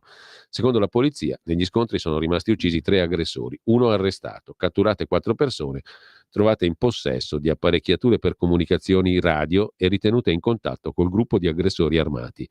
Non hanno trovato conferma notizie diffuse in giornata, per cui sarebbero stati 8 gli aggressori uccisi. E la stessa questione è affrontata anche dalla Stampa, pagina 15, assalto al monastero, 8 morti in Kosovo, altissima la tensione tra serbi e albanesi, scrive anche la Stampa, dopo che un commando di terroristi vicini all'estremismo serbo ha preso d'assalto il villaggio del monastero di Baniška, nel nord del paese, al confine con la Serbia, nei pressi di Zvjekan, uno dei comuni dove già a maggio erano scoppiati violenti scontri. Mentre in Grecia un banchiere americano, Stefanos Kasselakis, sarà il successore di Tsipras e il partito di sinistra, una volta la sinistra greca, Syriza, si spacca. Questo qui è un alieno, dicono. Giovane, ricco e bello, Kasselakis ha vinto le primarie partendo da Goldman Sachs, la banca dove operò mirabilmente anche Mario Draghi, un ex Goldman Sachs a capo del partito di sinistra radicale che fece la guerra, per modo di dire, alla Troika. È clamoroso il risultato delle primarie di Syriza, la principale forza dell'opposizione greca, che ieri ha eletto il successore di Alexis Tsipras, il leader che portò Syriza al governo nel 2015 con una piattaforma contro l'austerità e che a giugno è stato sconfitto. Fino al 29 agosto sembrava certa la vittoria di Efi Akzioglu, 38 anni, avvocata di Giannitsa, ministra del lavoro, fino al 19, politica preparata, apprezzata, era la continuità con Tsipras, sarebbe stata la prima donna alla guida del partito. Invece quel giorno è entrato in scena Stefanos Kasselakis, 35enne, golden boy, bello, ricco, sportivo, camicia bianca, maniche arrotolate, comunicatore sui social. Emigrato con la famiglia a 14 anni nel Massachusetts, laureatosi in economia all'Università della Pennsylvania, omosessuale, sposato con un infermiere americano. Il dato sull'orientamento sessuale è importante, è la prima volta per un leader di Syriza, ma secondario rispetto al suo curriculum. Il neo numero 1 del partito di sinistra greca, Kasselakis, ha fatto il volontario per la campagna di Biden nel 2008 come Elish Line e soprattutto nel 2009, in piena crisi finanziaria, è entrato in Goldman Sachs, la banca d'affari che aiutò a truccare i conti della Grecia, per avere poi successo nel mondo degli affari come armatore nel settore di suo padre. Al primo turno del 17 settembre ha staccato la Aktioglu di 9 punti e ieri ha incassato le congratulazioni della rivale quando col 75% dei voti scrutinati aveva il 56%. Kasselakis, l'uomo della Goldman Sachs, insomma, è stato più forte dei pregiudizi e della campagna che ha condotto contro di lui la classe dirigente del partito, più fedele alle radici post-marxiste, che voleva sbarrare la strada all'outsider, corpo estraneo come lo era Matteo Renzi nel PD. Questo imprenditore è tornato da poco dall'America per conquistare la sinistra radicale greca. Mentre, tornando al tema immigrazione, vi segnalo l'articolo del direttore di Tempi e Tempi.it Emanuele Boffi. Migrazione e libertà di rimanere, occorre ricostruire una vita comunitaria. In un convegno a Milano è stato mostrato un video di John Cano, il Chesterton della Sierra Leone. Italiani ed europei prendano appunti. Il video fa sorridere col sottofondo di versi di galline, uccelli, uccellini, galli, pecore, il barito dell'elefante, ma il contenuto è eccezionale, scrive Boffi. A parlare, e tra l'altro lo trovate il video su tempi.it, a parlare è John Cano, un folle di Dio alla Chesterton che da ragazzo ebbe la possibilità di lasciare la Sierra Leone, approdare a Oxford dove ottenne un master in scienze sociali applicate. John Cano, anziché rimanere in Inghilterra dove aveva ricevuto un'offerta di lavoro e cittadinanza, decise di tornare nel suo disgraziato paese e lì applicare le idee sull'uomo e sull'economia imparate da Gilbert Keith Chesterton. Già solo questo basterebbe per un film, ma Kanu ha fatto di più e ha reso il film realtà. Il video che vedete in pagina, lo trovate su tempi.it in home page, è stato trasmesso durante il convegno Partire senza costrizioni, liberi di rimanere, organizzato a Milano venerdì dall'associazione Labora, Fondazione Fare Futuro, su iniziativa del consigliere regionale Matteo Forte. Occorre ricostruire una vita comunitaria per ricomporre le fratture presenti nella società, è il messaggio di John Kanu. Un messaggio che lui ha incarnato con la sua vita e il suo impegno e che ha dato risultati. La Chesterton Academy, partita con 14 studenti, oggi ne ha 350. È una goccia di speranza nel mare della desolazione africana, scrive tempi.it. Stiamo parlando della Sierra Leone e di questa figura straordinaria, giusto appunto, John Kanu. Una goccia di speranza nella desolazione africana, ma anche un esempio significativo, concreto e reale di cosa si possa fare in Africa. Bisogna sottrarre il dibattito sull'immigrazione dall'emotività e soprattutto da un approccio ideologico per cui il mondo si divide tra quanti sarebbero umani perché accoglienti e quanti sarebbero disumani perché non accoglienti. Sullo stesso tema, sempre su tempi.it, la lezione del cardinale Bagnasco che è intervenuto a questo incontro: accogliere tutti non vuol dire accogliere tutto. Il diritto a partire e a restare, il contrasto ai criminali, il dubbio che a molti convenga la perdurante instabilità dei paesi poveri. Questo è l'intervento del cardinale Bagnasco. Quando il cardinale ha terminato il suo intervento, Marian Ismail, prima imam donna in Italia, ha voluto ringraziarlo e domandargli un aiuto e ha chiesto all'arcivescovo emerito di Genova, ex presidente della CEI, di fare in modo che la Chiesa non accetti meccanicamente l'Islam maggioritario, ma aiuti piuttosto l'Islam moderato a emergere, ad avere forza. Eravamo a Milano venerdì 22 settembre scorso, 2 giorni fa. Il dialogo, 3 giorni fa insomma, il dialogo tra Bagnasco e Ismail è avvenuto durante il convegno Partire senza costrizioni, liberi di rimanere, di cui trovate ampio resoconto e video anche sul sito di tempi.it. C'era il nostro Vittorio Robiati Bendaud tra gli altri relatori. Nel frattempo cambiamo argomento. Tra le cose da fare c'è anche il tema giustizia per quanto riguarda l'agenda del governo. Ci riporta su questo punto sul sussidiario.net Antonio Pagliano. Non solo intercettazioni, va avanti negli intenti anche la riforma del processo. Oltre a intercettazioni e separazione carriere, alla giustizia manca prima di tutto l'organizzazione. Bene Nordio a voler riformare il processo. In attesa che la giustizia torni, o meglio, in attesa dell'autunno caldo, scrive il sussidiario.net, la giustizia torna a scaldare gli animi della maggioranza. La settimana conclusa ha visto consumarsi un nuovo braccio di ferro sulle intercettazioni. Si è concluso col più classico dei compromessi che salva l'unità della maggioranza. Nella seduta congiunta Commissione Giustizia e Affari Costituzionali della Camera, la quadra è stata trovata su ciò che le solite fonti di governo hanno definito una prima stretta sulle intercettazioni in attesa di un testo ad hoc promesso dal ministro Nordio. Forza Italia ha ritirato gli emendamenti sulla norma che salva le intercettazioni per reati non direttamente di mafia, ma che ne mutuano il metodo attraverso la contestazione dell'aggravante specifica, una norma sollecitata dalla Procura antimafia all'esito di una sentenza di Cassazione. In cambio, il partito di Forza Italia ha ottenuto l'approvazione di 3 emendamenti. Il primo impone al giudice per l'indagine preliminare di motivare gli elementi concreti per cui autorizza le intercettazioni, eccetera, eccetera. Insomma, per il momento, ve la faccio corta, va avanti negli intenti anche la riforma del processo.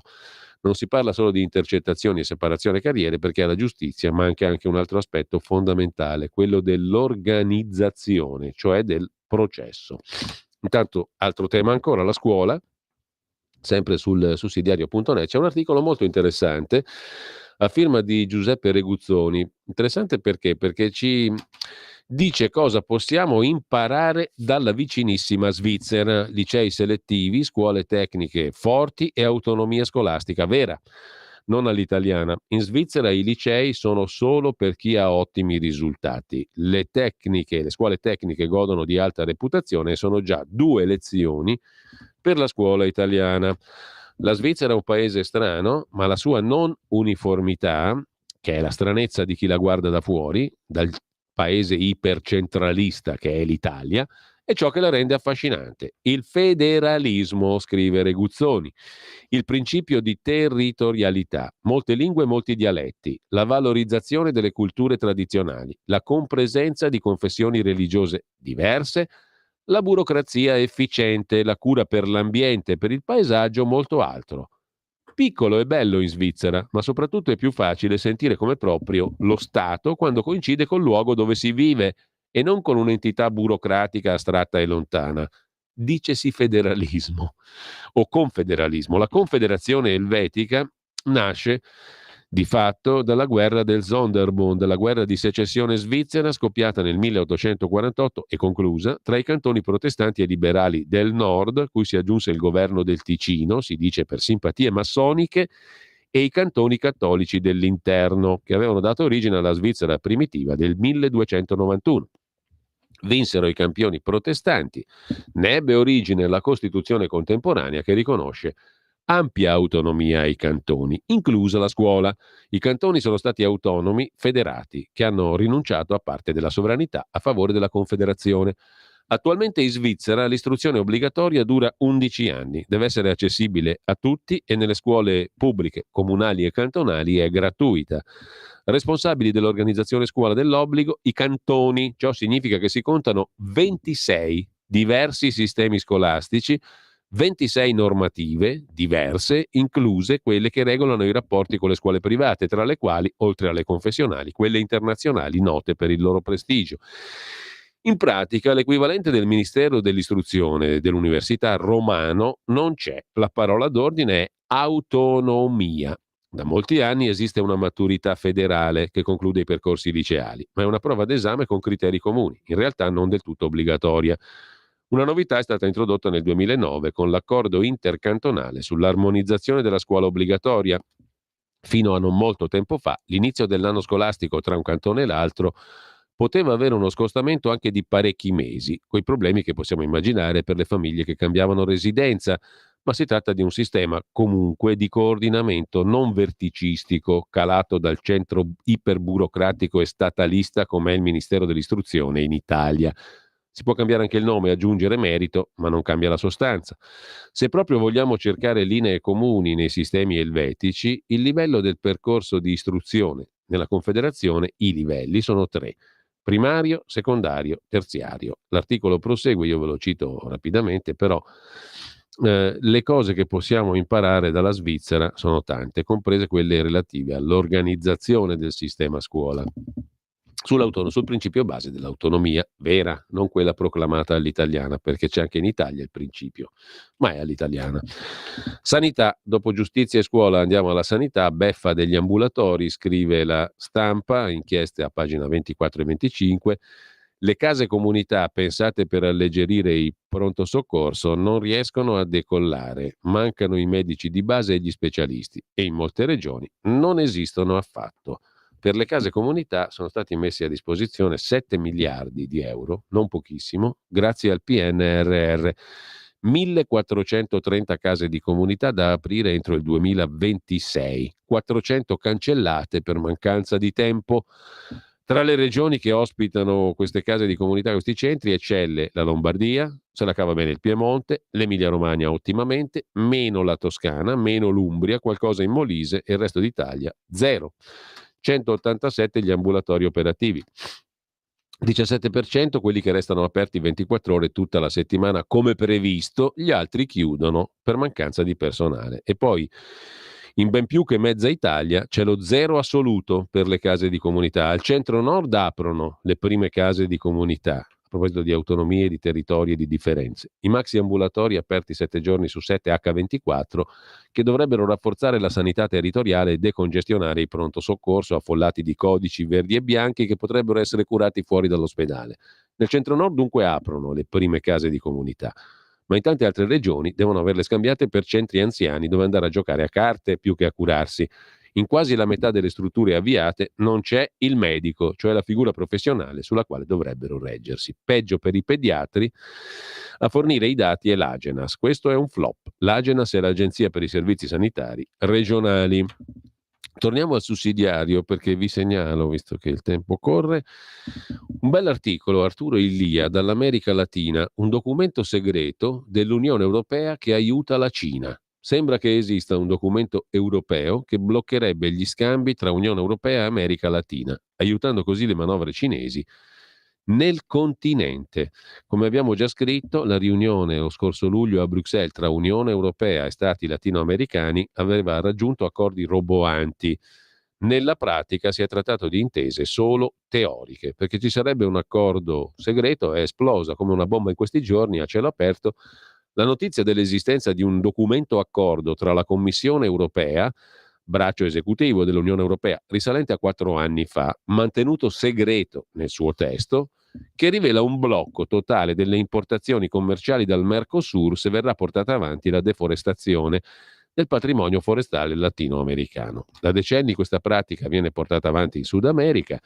È in sostanza un modo per cui l'Europa lascia campo aperto alla Cina nei rapporti col Sud America. Tornando invece alle cose italiche, alla cronaca, bufera a Brescia, lo ha raccontato il Corriere, lo riprende Dagospia per il video che ritrae una 14enne presa a calci e pugni da 3 coetanee. Il tutto sotto gli occhi di circa 30 adolescenti che hanno ripreso la scena col telefonino. L'aggressione nel sottopassaggio di un parcheggio in città. Le 3 bullette denunciate, il sindaco di Brescia dice l'indifferenza dei ragazzi è grave, ma ricorda certi commenti lasciati sui social dagli adulti. Di nuovo su Atlantico Quotidiano, nicolaporro.it, per un'altra questione in tema di sanità, requiem per la commissione Covid, prepariamoci alle nuove emergenze, scrive Gianluca Spera. Pericoloso questo precedente. Per salvaguardare i responsabili e per quieto vivere è stata decretata l'insindacabilità parlamentare dell'azione politica durante la pandemia, scrive Gianluca Spera. Tanto rumore per nulla. La tanto attesa commissione parlamentare sulla gestione dell'emergenza Covid, una grande occasione sprecata. Circoscritto il perimetro d'azione, stravolte le intenzioni di chi l'aveva promossa, attutito l'impatto negativo degli eventuali esiti. Sulla Nuova Bussola Quotidiana, invece, a proposito di pezzi interessanti, Vladimir Regiok analizza la questione della guerra del grano. Stavolta l'aggressore è l'Ucraina. Il mercato europeo è stato inondato di grano ucraino, foraggiato, sovvenzionato, mettendo in crisi l'agricoltura di Polonia, Ungheria, Bulgaria, Romania e Slovacchia. Forte tensione con la Polonia, il paese più generoso negli aiuti all'Ucraina, e ora minacciato politicamente ed economicamente da Kiev. Su Prima Comunicazione, primaonline.it, invece, il caso Le Mans, all'imprenditore della telefonia Xavier Niel, le quote oggi detenute dall'imprenditore ceco Daniel Kretinsky. Rivoluzione nell'assetto azionario di Le Monde, il prestigioso quotidiano francese di posizioni progressiste tipo Repubblica in Italia. Xavier Niel, magnate francese telecomunicazioni, ha acquistato le quote dell'imprenditore ceco Daniel Kretinsky, presente nel capitale del quotidiano francese dal 2018. Per quanto riguarda invece le telecomunicazioni in Italia, il fondo KKR chiede tempo fino al 15 ottobre per l'offerta su Netco, che è la società di Telecom che gestisce praticamente le reti, comprese quelle internazionali. Su Borsa e Finanza trovate un articolo interessante su Netco, cos'è, com'è composta la rete di Telecom, che abbiamo pagato tutti noi, generazioni di italiani, e regalato a lor signori tutti, dagli Agnelli in avanti. L'abbiamo detto tante volte. A proposito di roba di finanza, invece, vi segnalo il leghista Centemero, capogruppo della Lega in Commissione Finanze, sul risico del risparmio. Muro di Lega e Fratelli d'Italia per tutelare l'italianità del risparmio. A pagina 26 della Stampa di Torino. L'internazionale.it si apre invece con un focus sulla Germania, che si è fermata economicamente, prezzi dell'energia alle stelle, eccesso di burocrazia che blocca le innovazioni, carenza di lavoratori specializzati. Il motore dell'economia europea, la Germania, è in crisi profonda. Il paese ha bisogno di riforme, scrive Die Zeit. Per la politica estera vi segnalo anche il bel pezzo di Tommaso Alessandro De Filippo. Siamo di nuovo su Atlantico Quotidiano, nicolaporro.it. La pace di Israele con Arabia Saudita e Turchia può rivoluzionare il Medio Oriente. Il processo avviato da Trump con gli accordi di Abramo arriva a maturazione. Anche con la Turchia, distensione avanzata da parte di Israele, con una partnership energetica. Anna Bono, sempre su Atlantico Quotidiano, citata prima, intervistata oggi dalla Verità, si occupa dell'ONU. ONU e Guterres, il segretario, dimenticano la tratta arabo-islamica di schiavi africani. La scelta di ricordare e condannare solo la tratta transatlantica è parte delle campagne anti-occidentali delle Nazioni Unite. Anche il colonialismo non fu solo europeo.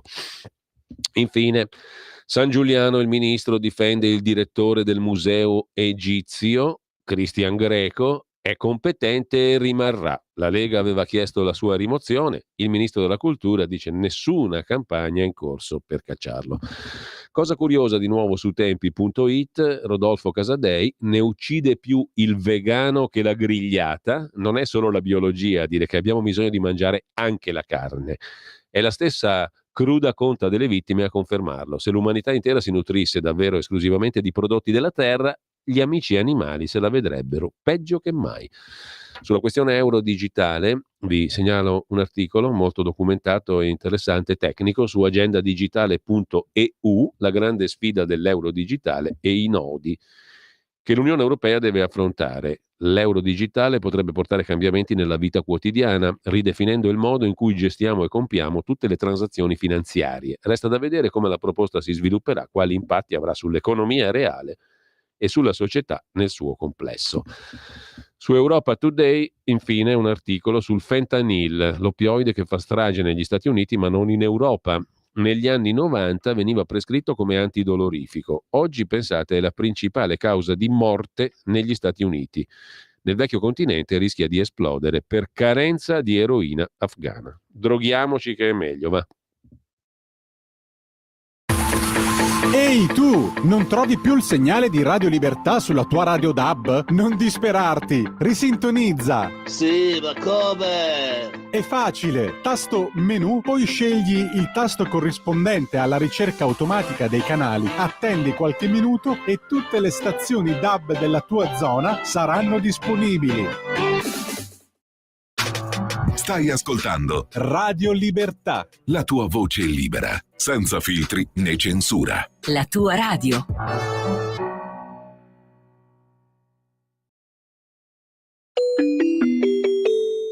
Qui Parlamento.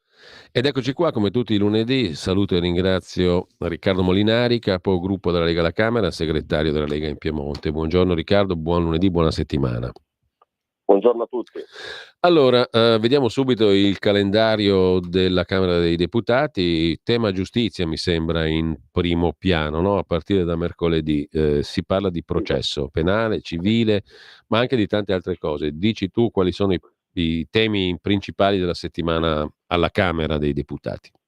Ma no, questa è una settimana diciamo molto corta perché è condizionata un po' dall'andamento dei lavori, un po' anche dal funerale del presidente Napolitano che si svolgerà proprio alla Camera domani e quindi diciamo che nelle giornate di oggi e nella giornata di domani di fatto non ci sarà attività e quindi questo ovviamente porta a concentrare i temi e i tempi di lavoro in aula, per cui questa settimana approveremo soltanto il decreto di cui parlavi, che è un decreto che tocca i temi della giustizia, ma diciamo che è un decreto omnibus, è uno di quei tanti decreti. C'è dentro un po' di tutto. Vanno a modificare tante norme, non c'è niente di, di impatto, nel senso che vanno a modificare tante norme in tanti settori della pubblica amministrazione. Sì, perché oltre al processo, incendi, tossicodipendenze, salute, cultura. Cioè, ma io non ho capito perché si continua con questa roba degli omnibus.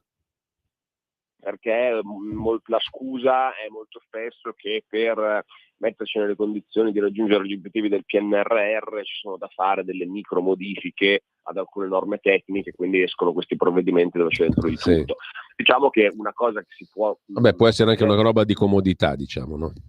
Sì, una cosa che è positiva sulla giustizia è che è uscita, grazie anche al confronto in commissione parlamentare, è un ridimensionamento dell'utilizzo del Trojan. Ricorderete tutte le polemiche con la legge Bonafede, noi ci siamo opposti duramente quando allora l'hanno applicata in questa maniera, cioè quando si è deciso che il captatore informatico potesse andare nei telefonini di qualunque pubblico amministratore, di qualunque incaricato di pubblico servizio, e soprattutto che in base a quello che veniva captato col Trojan si potesse perseguire non solo il reato per cui si stava indagando e per cui ti mettevano il Trojan nel telefono, ma qualunque cosa si sentisse si poteva aprire un filone di indagine. Ecco, diciamo che questo è stato è passato un emendamento del centrodestra in cui si prevede che il Trojan rimanga, diciamo, per perseguire anche reati contro la pubblica amministrazione, ma possa essere utilizzato il captatore solo per perseguire quei reati, quindi senza più utilizzo a strascico, per cui qualsiasi cosa viene captata si possono aprire procedimenti, ed è poi stato limitato, diciamo, la trascrizione delle intercettazioni, cosa di cui si parla da tempo, per cercare di eliminare quelli che sono elementi personali o di colore che nulla hanno a che fare con, diciamo, l'oggetto dell'inchiesta. Sì. Poi sai, bisogna sempre vedere chi decide poi cosa si trascrive o no, però è un segnale, diciamo, in senso garantista che esce da questo provvedimento. Altre cose di rilievo onestamente non me ne vengono in mente. Quindi, diciamo, si parla di processo civile e penale, ma non è certamente una riforma che incida poi più di tanto. No, microinterventi. Ecco, la riforma della giustizia è tutto un altro capitolo, quella è ancora tutta da realizzare, no? Ecco, si farà? Questo è un tema su cui io spesso cerco anche nelle riunioni di partito, insomma, negli incontri con le alleati, di battere, perché credo che non farla... No, perché la sensazione è che il ministro Nordio sia un po' un desaparecido, come il tema giustizia del resto. Esatto, no, ma hai perfettamente ragione, è la stessa sensazione che ho io, e credo che sia molto pericoloso, perché io ricordo a tutti che il governo Berlusconi nel 2008 aveva maggioranza bulgara, tipo questo governo qua, cioè nelle adeguate proporzioni, e l'unica riforma che doveva fare, che era richiesta a gran voce al suo centrodestra, che riguarda la giustizia, non fu fatta, e poi sappiamo come è andata a finire. Io non so, mi sembra di vedere lo stesso schema, cioè ci sono i numeri per fare le riforme, c'è un ministro come Nordio che dice cose più che condivisibili, perché ha una linea, diciamo, di riforma della giustizia in senso garantista, liberale, che è patrimonio comune del centrodestra, e però oltretutto non è un politico di lungo corso, ma un esperto, no? Un pubblico ministero, uno che ha speso la vita nella giustizia e la conosce bene. Esatto, ogni volta che fa una dichiarazione, che propone qualcosa, esce sempre qualche altro esponente, diciamo, di governo a frenarlo, dando l'impressione di avere una linea tipo quella dei grillini sulla giustizia, no? Come se non si potesse toccare niente, o se ogni tipo di riforma garantista fosse da evitare. Io temo che se si ha paura di perdere i voti perché si fa qualcosa tale per cui poi possono dire gli altri, voi liberate i delinquenti, voi avete una giustizia meno severa, eccetera, si fa un grande errore, perché io penso che la stragrande maggioranza di chi ha votato il centrodestra vuole una riforma in senso garantista, e ricordo che il centrodestra poi ha chiesto agli elettori di votare dei referendum l'anno scorso, mica un secolo fa. L'anno scorso abbiamo presentato il referendum sulla giustizia, coerentemente bisognerebbe fare delle proposte di modifica in quel senso. Staremo a vedere, però hai ragione, cioè sembra sparita dal tema dall'agenda, questo non va bene. Allora, Riccardo, invece è in agenda sicuramente la proposta rilanciata da Matteo Salvini di un condono, tra virgolette, per i piccolissimi abusi edilizi, sul modello di quanto già approvato peraltro anche da 5 Stelle e PD in Regione Lombardia, no? Mi pare che su quello ci sia abbastanza accordo. Però abbiamo letto anche in tema di economia, questo in vista anche del reperimento fondi per la finanziaria, che è un problemino non da poco, mi sembra di aver capito, te lo chiedo se è così, perché si attende anche, tra le altre cose, il giudizio di Eurostat su come contabilizzare gli oneri derivanti dal famoso super bonus edilizio e bonus edilizi vari. Se calcolati in un modo avranno incidenza sui conti di quest'anno, se calcolati in un altro avranno incidenza sui prossimi conti, ma ci ridurrebbero ancora di più la possibilità di fare una finanziaria libera, tra virgolette, se non ho capito male. E poi c'è la questione del MES. Il MES verrà approvato come hanno fatto altri paesi oppure no? Bisogna passare sul mio corpo, come disse Giorgia Meloni, giù di lì. Che succede? Che facciamo? Allora, che è difficile trovare i fondi per la finanziaria? Certamente sì, nel senso che, però, insomma, questo è, diciamo, anche un gioco che i ministri dell'economia fanno prima di ogni legge di bilancio, cioè prima di ogni legge di bilancio si cerca di smorzare le richieste dei colleghi, perché in maniera cauta si cerca di... Per evitare il classico assalto alla diligenza, eccetera. Esatto, si cerca di avere una situazione in cui si ha margine per fare degli interventi. Ci sono alcune richieste che sono già state fatte, diciamo, dalla Meloni, dalla maggioranza, che costano, nel senso che se vogliamo rendere strutturale il taglio del cuneo fiscale per tutto l'anno prossimo, quello già ti cuba 7-8 miliardi. Se in più ci vogliamo aggiungere giustamente i 4 miliardi per la sanità, per implementare i contratti dei medici e degli infermieri, quelli sono altri 4 miliardi, siamo già a 11-12 miliardi, quindi sono già, diciamo, opzionati. E vedremo quali altre risorse ci saranno e per fare che cosa. Questo dipende ovviamente dalla crescita, dipende dai tagli che si faranno alla spesa. La questione del condono edilizio sì, potrebbe aiutare a far entrare dei soldi. Noi abbiamo una proposta come gruppo della Lega che è depositata del collega Boff, che è la sua prima firma, che in qualche modo va a sanare, non richiede più la doppia conformità negli atti di vendita, che creano un problema enorme, anche perché molto spesso è impossibile andare a dimostrare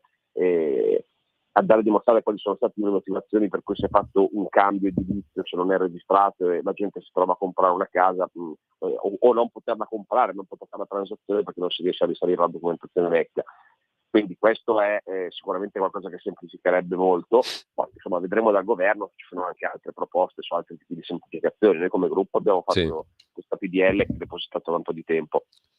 E poi mi dicevi allora mi hai detto finanziaria, il MES, discorso MES, guarda, sì. Guarda, e sul MES l'Italia è l'ultimo paese che non ha ancora ratificato. Noi avevamo rinviato la discussione a fine ottobre per la discussione parlamentare, perché c'era una proposta di legge di Italia Viva che chiedeva appunto la ratifica del MES. A fine ottobre, quindi dovrebbe tornare in aula l'argomento.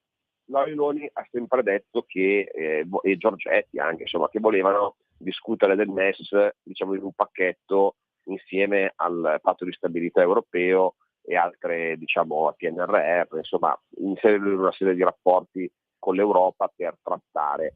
E se è così, credo che il ragionamento della Meloni sia, se non ci bastonano col patto di stabilità, potremmo anche approvare il MES. Credo che questa sia la posizione, anche se nessuno vuole dirlo.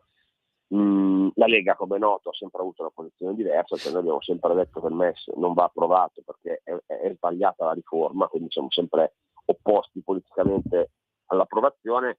Io credo che finirà che tireremo la palla ancora più avanti, adesso che decideremo di non decidere, proprio perché anche la Meloni sa che dal punto di vista politico pagherebbe un prezzo molto alto per approvare il MES dopo aver detto le cose che ha detto negli anni.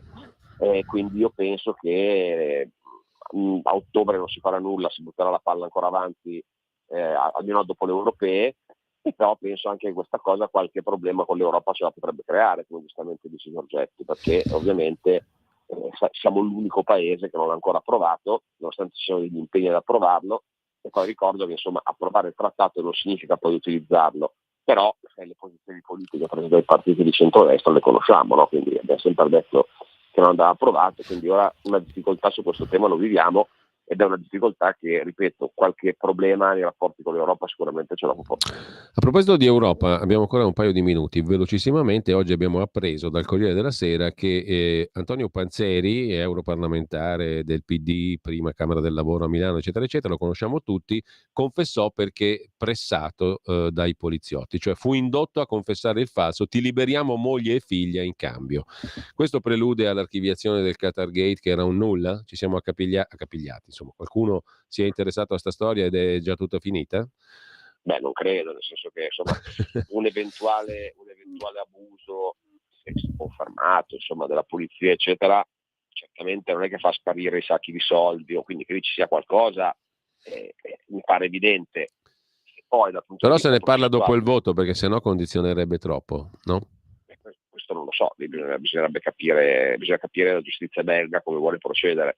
Certo è che, insomma, io ripeto, bisogna essere garantisti sempre, che se davvero è successo questo, che l'hanno obbligato a confessare, è chiaro che una confessione storta non può essere utilizzata in un procedimento penale, questa è una regola di civiltà, ecco, se no torniamo alla tortura. Detto questo, però, qualcuno deve spiegare perché c'aveva i sacchi di soldi in casa, o l'altra c'aveva i soldi nella lavatrice, insomma, ci sono delle cose che non tornano, no? E quindi di questo credo non precluda il processo nell'approfondimento delle indagini. È una questione tecnica per cui evidentemente se state storta la confessione non si può usare la confessione, ma non credo che questo significhi che non lo processeranno. Ecco. Ultima cosa, la Germania ha ammesso che finanzia ONG per portare immigrati in Italia e assistere gli aspiranti richiedenti asilo sul territorio italiano.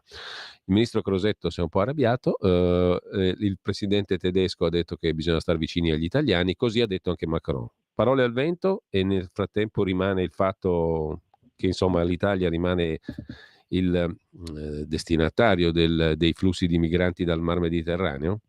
Cosa può cambiare? Cosa può fare il governo?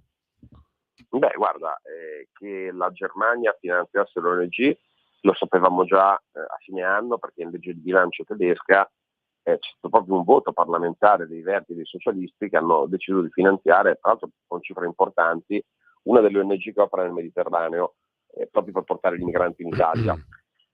E che quindi ora venga fuori che ne finanzia anche, diciamo, sul territorio nazionale per tutto quello che è, diciamo, la rete dell'accoglienza e dell'assistenza, non mi sorprende affatto, perché è evidente che i tedeschi hanno un interesse a far sì che questi migranti restino qua e non superino le Alpi e non vadano in Germania.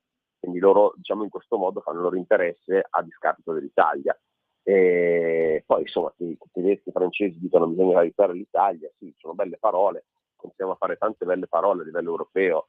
Anche qualche mese fa si era raggiunta un'intesa assolutamente condivisibile sulla redistribuzione e soprattutto sul controllo delle frontiere esterne, però siamo sempre fermi, nel senso che alla fine ogni paese deve arrangiarsi da solo. Ora, il punto vero qua non è la redistribuzione, ma ripeto, è il controllo delle frontiere esterne. Cioè l'Europa dovrebbe darsi delle regole per cui si possono fare respingimenti, cosa che attualmente invece per quello che è il diritto internazionale non si può fare. Ora, la Meloni ha parlato di questa nuova missione Sofia come il modo per attuare una sorta di blocco navale. Vedremo, nel senso che io ricordo che la missione Sofia era stata ritirata perché era diventata un fattore di attrazione dell'immigrazione. E il fatto che ci fossero le navi militari ai confini delle acque libiche incentivava le partenze, perché sapevano che c'era da fare meno strada per essere salvati. Quindi io non so cosa abbia in mente la Meloni da von der Leyen, lo capiremo. Vedo purtroppo molta confusione su questo argomento, vedo un governo oggettivamente in difficoltà. Io credo che l'unico modo per provare a risolvere la questione servirebbe un approccio, diciamo, più deciso, come quello che aveva il ministro Salvini, ma per farlo è necessario fare quella riforma del diritto penale, del processo penale di cui parlavamo in questa intervista, perché se chi prova a fermare una nave finisce sotto processo, voi capite bene, nonostante ci siano delle leggi, nonostante il Parlamento avesse votato i decreti Salvini che prevedevano la possibilità di fermare queste navi, ma alla fine si è superato anche quello, voi capite bene che non ci sarà nessun ministro degli interni, sottosegretario, funzionario di polizia, funzionario della Marina Militare o ministeriale che si prenderà mai una responsabilità del genere. Questo è il problema, e quindi mentre in Grecia e in Spagna possono fermare l'immigrazione clandestina con le maniere forti, diciamo in Italia non si può fare, perché sennò si fa la fine che ha fatto Salvini. Questo è il problema. Allora, io saluto, ringrazio Riccardo Molinari, buon lavoro, buona settimana Riccardo, grazie ancora. Grazie Giulio, saluto a tutti. Qui Parlamento.